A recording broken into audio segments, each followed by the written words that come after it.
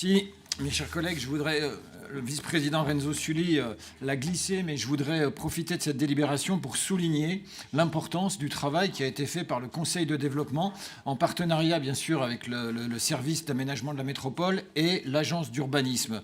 Le C2D a invité les habitants à un travail de projection dans le futur, de créativité, d'imagination, de rêve pour Visil. Et vous savez, ce proverbe, hein, quand on fait un rêve tout seul, ce n'est qu'un rêve. Quand on fait un rêve à plusieurs, c'est déjà le commencement d'une réalité. Et donc le C2D a déployé à Visil des modalités nouvelles d'information, de participation variées pour animer le débat public sur ce projet de territoire. Ce fut des podcasts, ce fut du théâtre forum.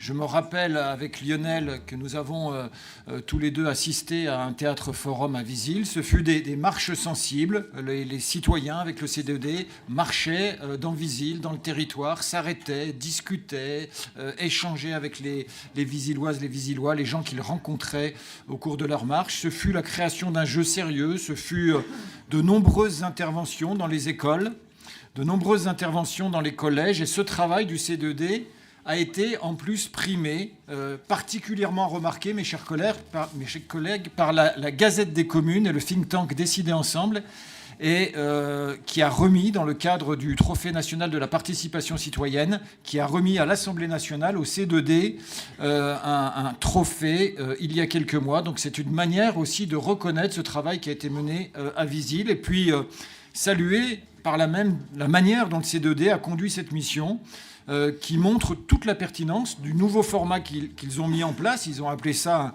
un laboratoire de prospective, un agitateur d'idées qui permet d'améliorer d'une certaine manière la qualité de la décision publique et de lui donner une légitimité démocratique.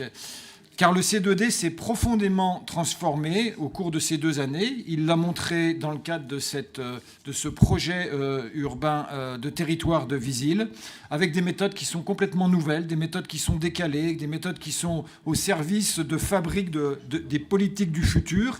Et cette démarche va être maintenant déployée, mes chers collègues, vous le savez, sur 3 questions métropolitaines. La question de la forêt, question qui nous occupe au premier chef.